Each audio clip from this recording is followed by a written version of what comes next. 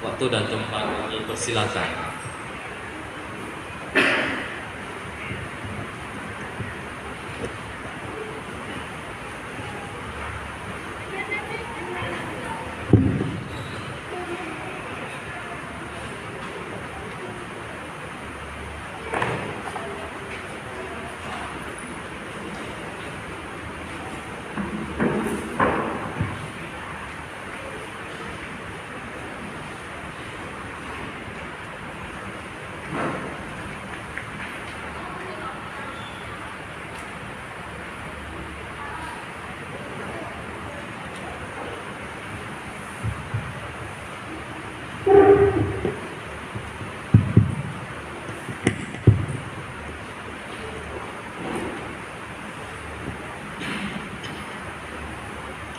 Namo Sang Hyang Adi Budaya, Namo Buddhaya. Selamat malam, salam sehat ya. Semoga kita semua yang hadir di sini pada sehat semua ya. Baiklah Bapak Ibu serta saudara-saudara yang berbahagia di dalam Dhamma.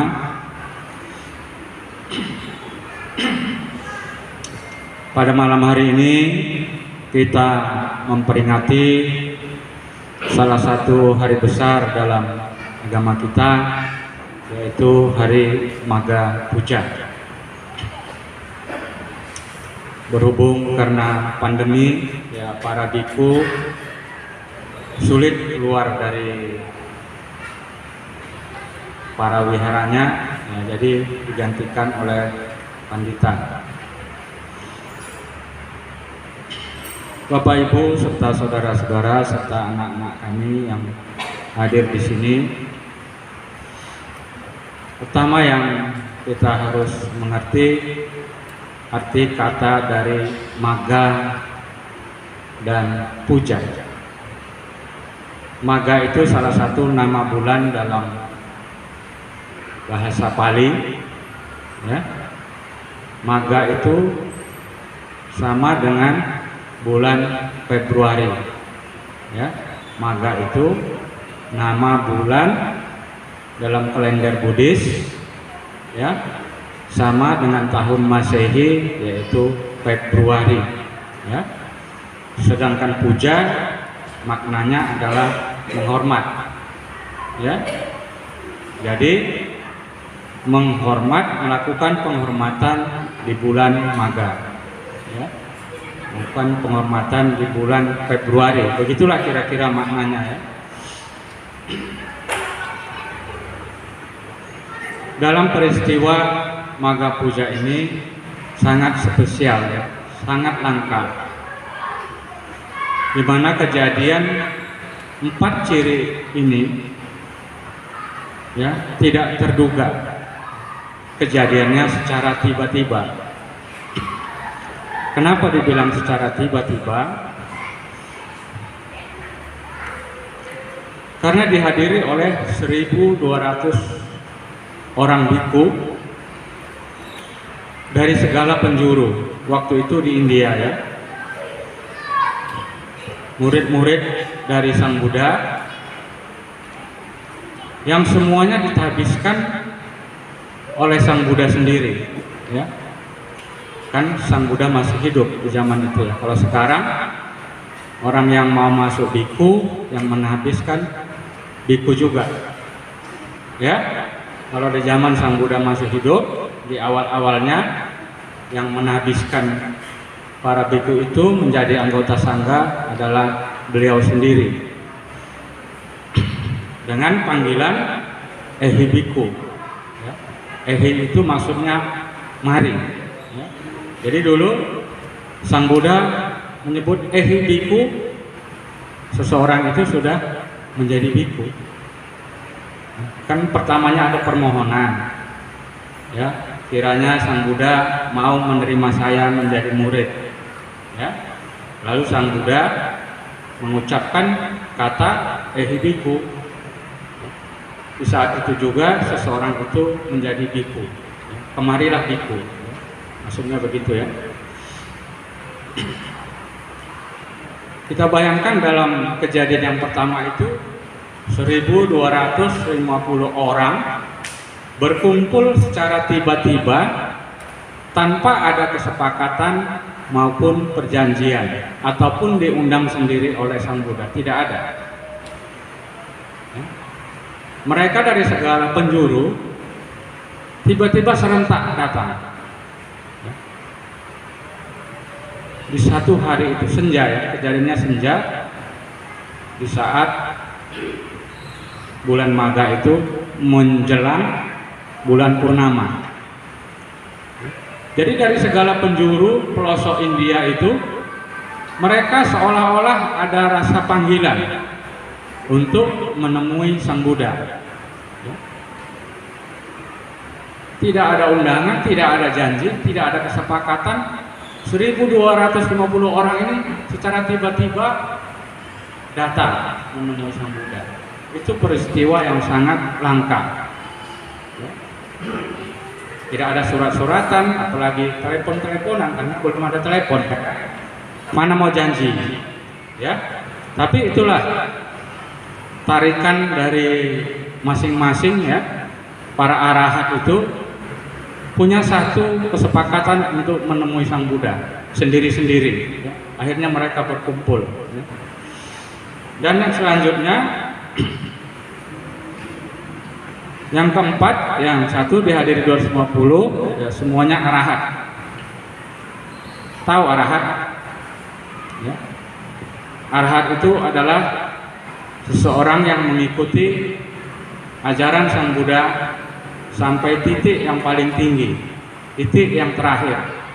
Ya, mereka seorang arahat itu sudah tidak lagi memiliki loba, dosa, dan moha. Tidak memiliki lagi keserakahan, kebencian, dan kekotoran batin. Sudah bersih, hatinya sudah bersih. Tidak ada lagi rasa sakit hati, rasa dendam. Ya, kalau tidak dilayani orang merajuk, ya, tidak dihormati orang merajuk, sakit hati, tidak ada lagi, ya. Mau kita puja pun dia tidak bangga, mau kita hina pun dia tidak kecil hati. Kalau kita belum sampai ke tahap itu, ya, kita direndahkan orang sedikit saja kita langsung marah, langsung setidak-tidaknya jengkel di dalam hati. Ya, kalau mereka sudah tidak ada lagi, walaupun di ucapan maupun di hatinya, ya, sudah bersih seperti kain putih. Itulah seorang arahat. Bukan menganggarkan kesaktian, tapi menganggarkan kebersihan, kesucian. Itulah seorang arahat. Jadi kita pun memiliki cita-cita seperti mereka pada akhirnya, ya. Bapak Ibu yang berbahagia, selanjutnya di saat itu juga terjadi Sang Buddha mengabarkan apa yang disebut dengan Owada Patimokkha. Owada Patimokkha ini adalah winaya yang pertama, ya, aturan ataupun sila untuk para biku, ya, yang isinya ada 3 bait, ya, seperti yang dibacakan oleh pimpinan kebaktian tadi, Romo Asen. Sang Buddha mengatakan, kesabaran merupakan pelaksanaan dhamma yang paling tinggi. Para Buddha bersabda, Nibbana adalah yang tertinggi. Jika seseorang yang telah menjadi biku masih menyakiti, merugikan orang lain, maka sesungguhnya dia bukan seorang samana. Samana itu adalah pertapa, kata lain dari biku. Ya, jadi bagi kita umat rumah tangga, karena Sang Buddha itu waktu itu mengucapkan kepada biku, ya, tidak ada umat rumah tangga. Tapi hal ini berlaku untuk semua murid Sang Buddha, termasuk kita. Kita harus melatih kesabaran, ya, semampu kita, ya. Walaupun idealnya kesabaran itu seperti para arahat, walaupun kita tidak bisa sesempurna mereka, setidaknya kita tetap harus melatih kesabaran dalam kehidupan ini. Ya? Berlatih untuk sabar. Ya, kita lihat kalau antri saja, apalagi antri makanan, apalagi yang sudah kelaparan ya, nggak sabar ya, malah motong-motong antrian orang lain. Ya. Orang antri beli karcis kereta api,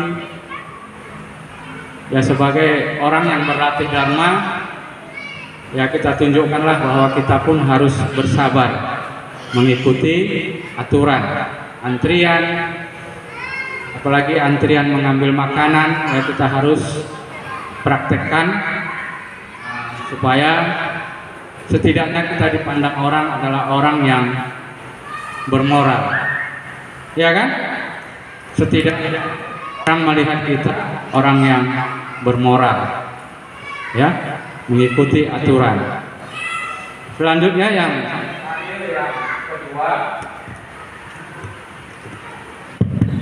syair yang kedua ini yang paling sering dibahas setiap peringatan Mangga Puja, yaitu jangan berbuat jahat, tambahlah kebajikan, sucikan hati dan pikiran.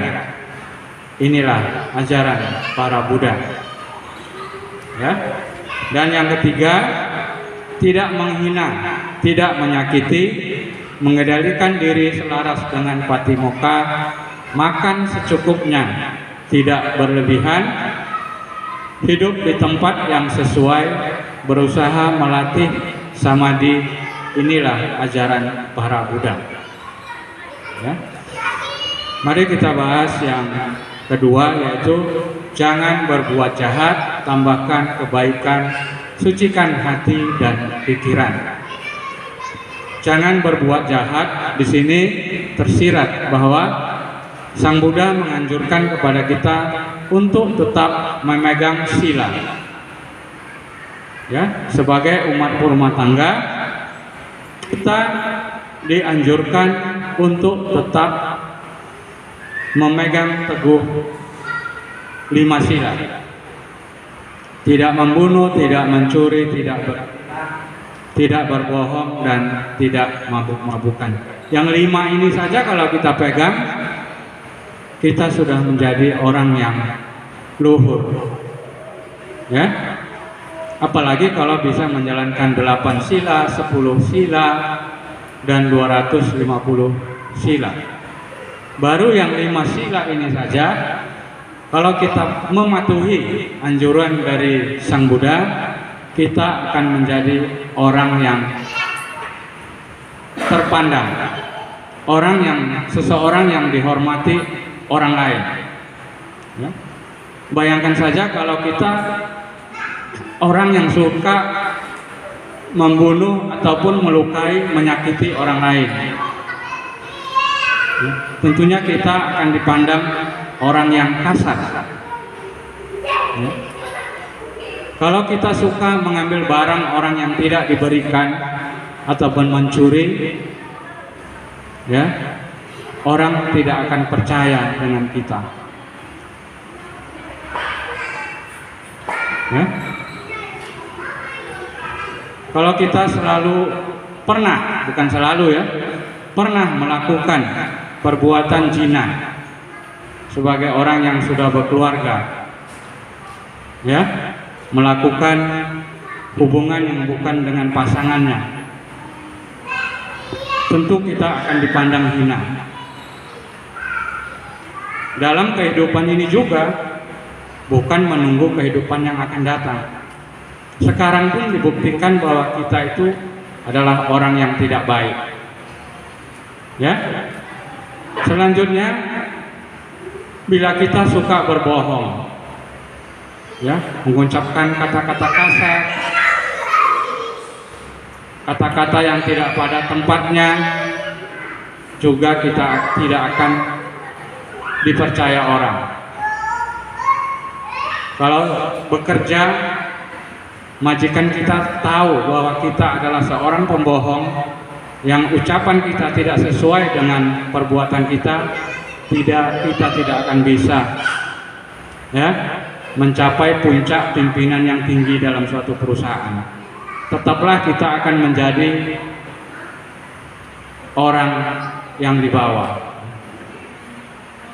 Namun bila kita selalu menjaga ucapan kita, ya, kita hanya mengucapkan ucapan yang memang benar, yang sesuai dengan kenyataan, orang akan mempercayai kita dan tidak segan-segan akan menyerahkan jabatan yang tinggi dalam suatu pekerjaan.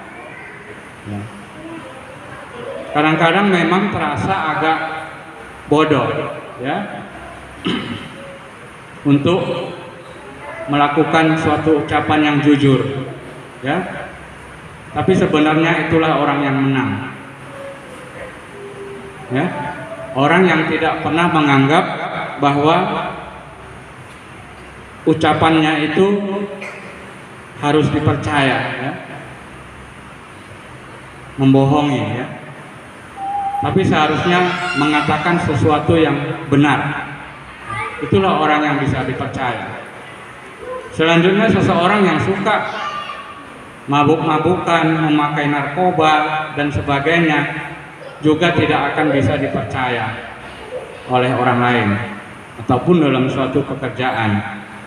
Apalagi seseorang lelaki yang ingin mencari calon istri, kalau mertuanya tahu calon menantunya adalah seorang mabuk-mabukan, sebagai orang tua yang baik tidak akan merestui anaknya untuk menikah dengan seorang pemabuk. Betul tidak? Saya sendiri tidak akan mau menerima menantu yang suka mabuk-mabukan. Ya. Kenapa? Karena orang yang suka mabuk-mabukan kesadarannya tidak terkendali. Apa saja bisa terjadi karena dia tidak sadar. Segala perbuatan buruk yang lain bisa dilakukannya akibat pengaruh dari minuman keras maupun narkoba. Ya. Jadi bagi Bapak Ibu yang calon memiliki menantu, pikir-pikir kalau dapat calon menantunya kita tahu bahwa dia seorang yang pemakai narkoba maupun suka mabuk-mabukan. Ya, ini akan sulit untuk memperbaikinya. Bapak Ibu yang berbahagia, selanjutnya tambahlah kebaikan. Tambahkan kebaikan ini kita dianjurkan untuk melakukan dana, ya. Menambah kebaikan. Sudah kita mentaati sila, menjalankan 5 sila, seharusnya kita mengembangkan dengan perbuatan baji yang lain, yaitu suka membantu, suka memberi pertolongan, baik dengan materi maupun dengan tenaga maupun dengan pikiran, saran, nasihat dan sebagainya. Jadi komplit. Kita tidak hanya menahan diri, pasif, tidak melakukan ini, tidak melakukan itu, tapi harus juga aktif menjalankan hal-hal baik dengan memberi bantuan ataupun pertolongan. Jadi aktif, dua-dua bergerak. Kita menahan diri, tapi kita juga melakukan kebajikan. Ya.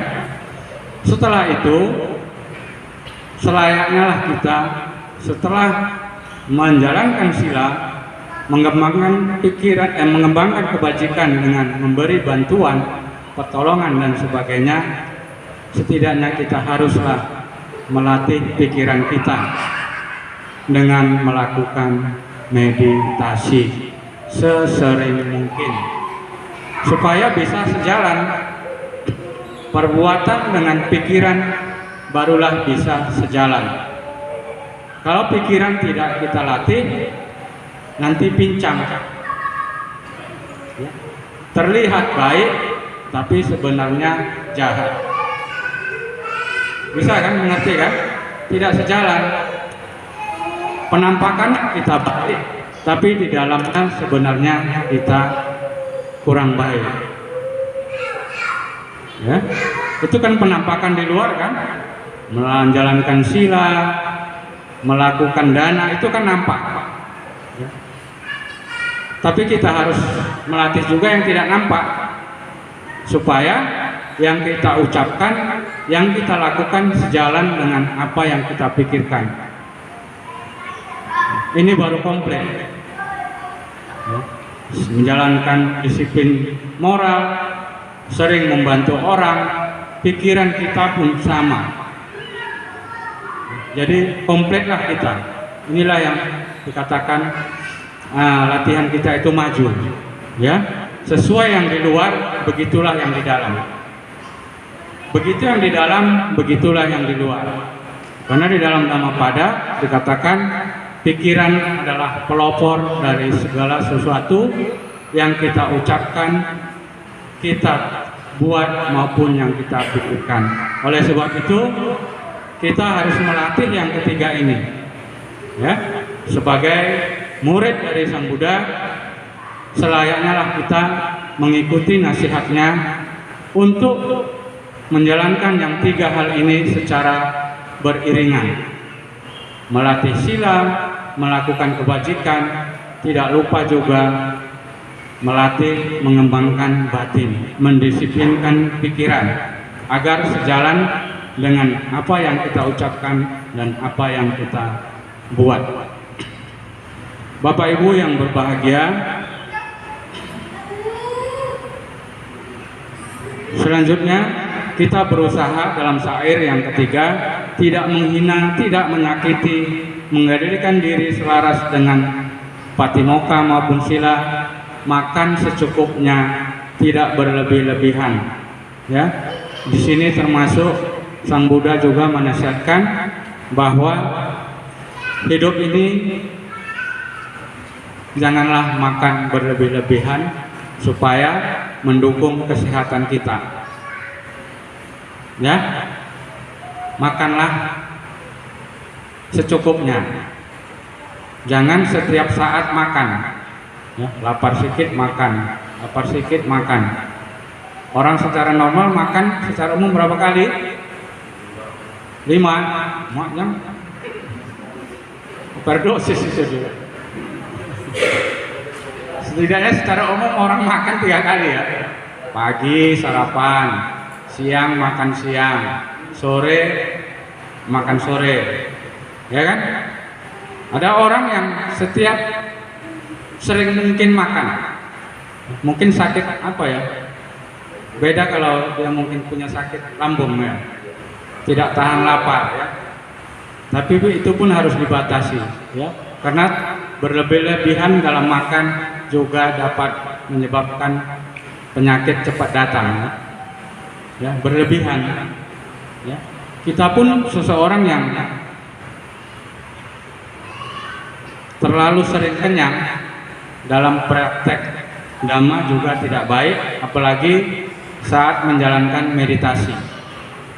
Ya, seorang yang praktek meditasi berlatih di saat yang lebih bagus, di saat lapar, ya, menahan lapar.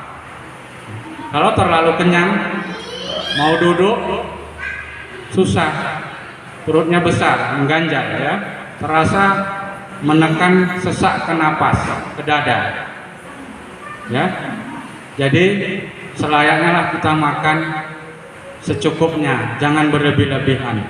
Ya, jangan berlebih-lebihan. Berusaha di saat lapar baru makan. Jangan waktu kenyang pun makan karena selera. Ya. Beda ya. Ada orang yang setiap selera makan, sebenarnya tidak lapar. Nah, itu bisa dibedakan. Ya, Bapak Ibu dan saudara-saudara, sebenarnya kejadian di bulan Magha ini bukan hanya 3 peristiwa itu. Ya, ada lain yang jarang diungkap setiap hari Magha Puja adalah di saat itu Sang Buddha mengangkat Sariputra dan Moggallana sebagai pimpinan biku. Ya, jadi diumumkan Sang Buddha di hadapan 250 orang biku, 1250 orang biku itu, Buddha mengatakan, ikutlah dengan Sariputta dan Moggallana. Mereka adalah murid-muridku yang utama. Ya, mengumumkan di pertemuan itu mengangkat Sariputra dan Moggallana sebagai pimpinan para biku. Dan juga di saat itu Sang Buddha mengumumkan, para biku, 3 bulan lagi saya akan parinibbana. Parinibbana itu apa? Wafat atau meninggal. Ya. Jadi Sang Buddha itu sudah tahu dia akan mati ataupun meninggal 3 bulan lagi. Jadi diumumkannya di situ. Tathagata akan wafat 3 bulan lagi. Ya. Kalau kita nggak tahu kan kapan kita akan berangkat, ya. Kalau Buddha dan para arahat itu tahu kapan dia akan meninggal. Bapak Ibu yang berbahagia, itulah peristiwa-peristiwa penting yang terjadi di bulan Magha, bahwa yang menjadi pegangan kita, yang harus kita ingat-ingat adalah berusahalah menjalankan moralitas sila, selalulah menambahkan kebajikan, ya, dan selalulah melakukan latihan pikiran dengan meditasi. Ya, 3 ciri inilah yang sangat penting, pesan yang disampaikan dalam setiap peringatan Magha Puja, supaya di setiap perayaan seperti ini kita mengingat, ya, apakah silaku sudah baik, apakah yang 5 sila ini sudah ku jalankan, ya? Apakah kebajikanku, ya, kepada yang lain sudah sering kulakukan? Sudahkah sering aku membantu orang ataupun binatang maupun makhluk lain? Ini yang harus kita timbulkan renungan supaya kita bisa berubah. Ya, kalau dalam diri kita, setelah kita pada diri kita sendiri, apakah yang 5 sila ini sudah baik atau masih kurang? Di saat peringatan seperti ini sangat baik kita memperbaiki diri. Ya. Kalau sekarang yang masih bisa 2 sila, tingkatkanlah menjadi 3 sila. Ya. Kalau sekarang masih suka menyakiti, mengkasari makhluk lain, orang lain, berubah. Jangan lagi. Ya. Kalau sering masih ingin, walaupun tidak diketahui orang, menggelapkan, kita dipercaya memegang keuangan, tapi kita ini nggak tahu, ini sikit-sikit masih ada seperti itu, berubahlah. Nggak ada yang tahu ini, ya kita sendiri tahu loh.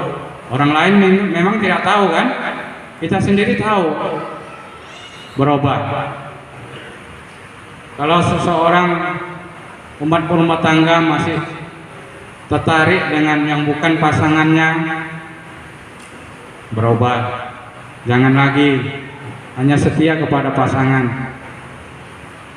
Kalau sekarang masih omongan kita masih sering kasar, masih sering memaki, masih sering bohong walaupun sikit-sikit, ya berubahlah. Ya. Kalau masih suka lagi mabuk-mabukan, memakai narkoba, mudah-mudahan nggak ada di sini ya.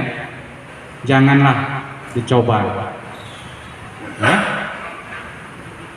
Jadi timbul introspeksi diri kepada kita supaya sila kita semakin hari semakin membaik. Karena waktu kita tidak lagi lama. Ya, apalagi yang sudah umur 50 ke atas, waktu lagi lama. Kapan lagi kita akan merubah diri supaya menghadapi saat-saat akhir dengan tenang. Ya, kita mengharapkan kepergian kita yang nanti dengan tenang. Itu tidak akan bisa terjadi kalau yang 5 sila ini tidak betul-betul kita jalankan. Pasti akan timbul ketakutan. Kemana aku akan pergi setelah ini? Bayang-bayang akan timbul, ya, terbayang kejahatan yang pernah kita lakukan ataupun sampai sekarang. Kalau sudah berubah syukur, takutnya masih sampai di saat akhir pun masih terbayang-bayang perbuatan jahat yang baru dilakukan. Ini maksudnya ya. Jadi kita tidak lagi punya banyak waktu. Hari-hari kita lihat terlalu cepat, ya. 1 minggu itu tidak terasa. Habis hari Minggu, nggak lama lagi sudah datang lagi hari Minggu. Ya, itu dirasakan oleh orang-orang kita yang sudah usia 50 tahun ke atas. Hari-hari terlalu cepat berlalu. Namun bagi anak-anak yang muda-mudi, 1 minggu itu lama. Ya, bagi orang yang sudah berumur, 1 minggu itu berlalu begitu cepat. Nah, itulah tanda-tandanya. Ya, jadi Bapak Ibu, semoga pesan-pesan Maga Puja ini menimbulkan kesadaran pada kita bahwa kita haruslah menyempurnakan, ya, semampu kita. Setidaknya yang 5 sila ini kita jaga sebaik mungkin, ya. Kita tambahkan dengan melakukan kebajikan, dengan membantu, berdana, memberi nasihat, memberi tenaga dan sebagainya. Dan di saat-saat waktu, walaupun tidak bisa sehari, setiap hari, setidaknya di saat ada waktu luang, gunakanlah untuk melatih meditasi di rumah masing-masing. Ya, oke, itu yang bisa disampaikan dalam pesan-pesan Hari Maga Puja ini. Juga tidak lupa juga disampaikan, ambilkan foto coba pegang. Bagi yang ingin memahami, mendalami Dhamma dengan lebih dalam, rajin-rajin baca-baca buku. Ya, di sini banyak buku-buku sebenarnya. Saya lihat nggak ada yang hobi baca ya. Jadi ini ada buku yang baik, yang panduan agama Buddha untuk pemula. Ini juga bagus ya, dibaca-baca bagi yang masih bisa baca-baca, ya, supaya menambah pengetahuan kita, wawasan kita tentang Buddha Dharma. Ya, banyak buku-buku ya, sempatkanlah sikit-sikit. Apalagi yang mau anak-anak muda-mudi ini ya, bakal calon generasi penerus, kamu harus rajin-rajin baca-baca buku, ya. Nanti kalau bisa digiatkan ya, baca buku, dipilih waktunya hari apa, hari Minggu sore kumpul sama baca-baca buku. Apalagi nanti kalau pendoponya sudah siap, nyaman, kamu bisa baca-baca buku di sana santai, ya. Sini ada banyak buku-buku baru. Romo dapat kiriman dari penerbit Karania, buku-buku baru, ya. Banyak buku-buku. Jadi belum bisa dibawa kemari karena tempatnya nggak ada lagi ya. Nah, nanti kalau ada tempat lagi baru dibawa. Banyak itu. Hampir setiap bulan Romo dapat kiriman dari penerbit Karania dari Jakarta, ya, buku-buku terbitan baru, ya, segar-segar bukunya, nak baca, bukan cara baca buku-buku lama, ya, sejarah-sejarah.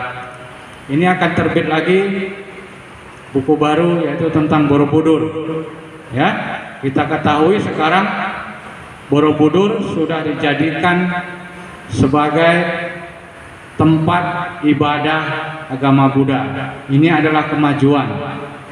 Selama ini kan Candi Borobudur itu hanya dijadikan tempat wisata, ya.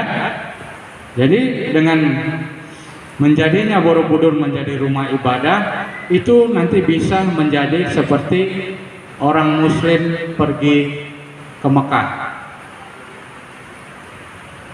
tempat sucinya, ya. Itu nanti hebat Borobudur. Seluruh dunia nanti akan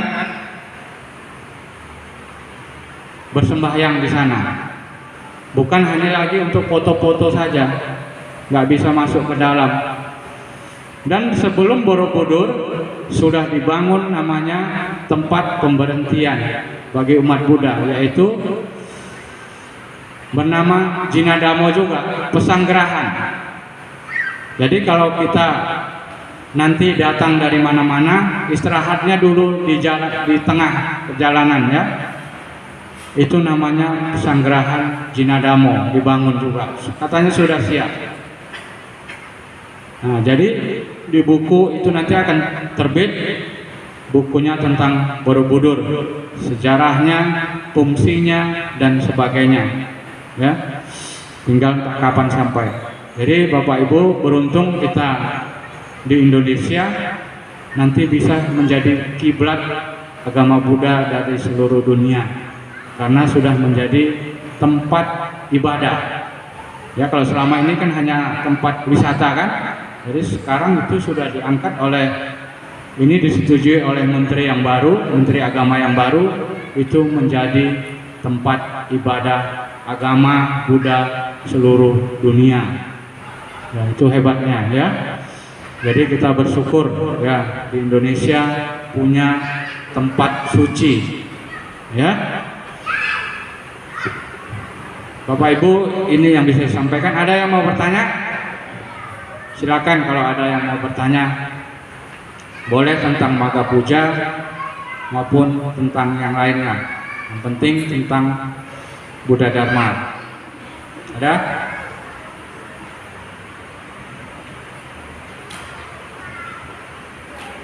Tidak ada, ya. Kalau tidak ada, sampaikan pengumuman sekali lagi.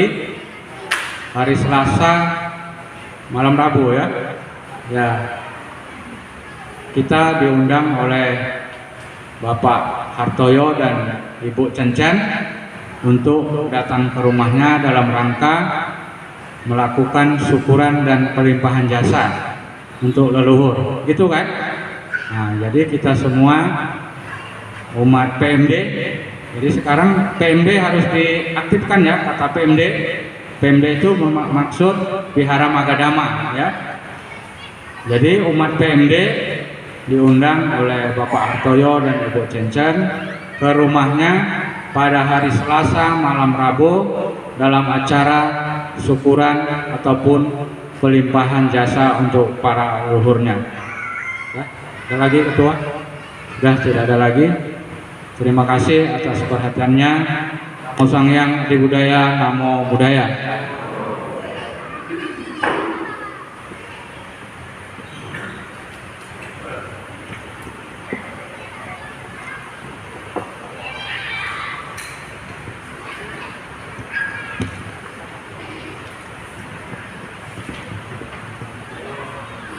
Anumodana turut berbahagia atas arahan dhamma yang telah disampaikan Romo Ali. Semoga dapat bermanfaat bagi kita semua dan dapat kita jalankan dalam kehidupan sehari-hari. Upasaka Upasika, Bapak Ibu serta adik-adik kami sedama, marilah kita bersama